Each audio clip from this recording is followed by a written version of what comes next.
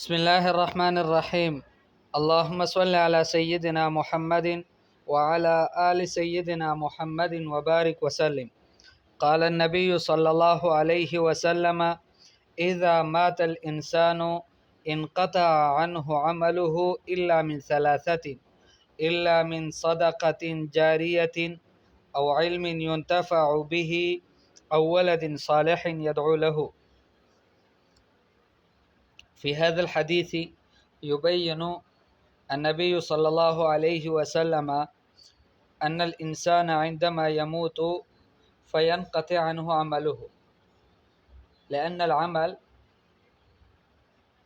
يمكن القيام به ما دام هو حي، ولكن بمجرد أن مات فانقطع عنه عمله إلا من ثلاثة أشياء أو ثلاثة أعمال لا تنقطع حتى بعد الموت، إلا من صدقة جارية.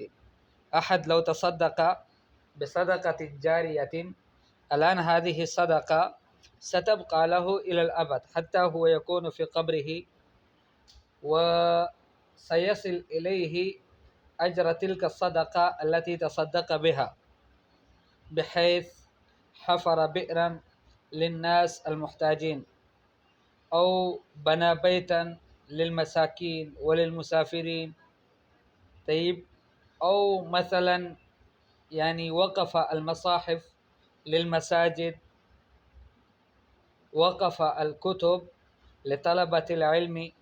مثل هذه الأعمال كلها تسمى صدقات الجارية. لا تكتبون. طيب، الشيء الثاني علم ينتفع به أو علم ينتفع به. هو خلف علما علم الناس علم الدين، فبسبب هذا العلم ما دام أولئك الناس الذين تعلموا منه يستفيدون من علمه، فهذه أيضا تكون صدقة جارية له، وهذا العمل لا ينقطع بموته. والشيء الثالث أو ولد صالح يدعو له. أحد مات ولكنه خلف ولدا، وذلك الولد كان بارا به وكان صالحا، فكان يذكر أباه في أدعيته، فبسبب دعائه وصلاحه هذا الأب يستفيد من هذا العمل حتى بعد موته. فلذلك يقول الحبيب المصطفى صلى الله عليه وسلم: إذا مات الإنسان انقطع عنه عمله. جب انسان مر جاتا ہے اس کا عمل اس سے کٹ جاتا ہے، الا من ثلاثۃ، سوائے تین چیزوں کے. کون کون سی ہیں؟ الا من صدقۃ جاریۃ، کوئی صدقہ جاریہ چھوڑ کر چلا گیا، مدرسے میں طلبہ کو کتابیں وقف کر کے دے دی، قرآن پاک مسجد میں رکھوا دی، اسی طرح سے کسی کے لیے کنواں پانی کا انتظام کیا اس نے، او علم ينتفع به، مسجد بنا دی، او علم ينتفع به، یا پیچھے ایسا علم چھوڑا کہ جس سے لوگوں کو فائدہ ہوتا ہو.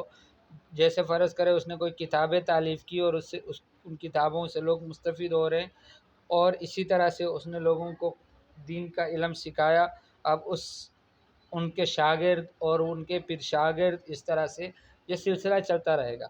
اور تیسری چیز فرمایا کہ ولد صالح یدعو لہ، اس نے اپنے پیچھے ایک نیک بیٹا چھوڑا ہو کہ جو اس کے لیے دعا کرے.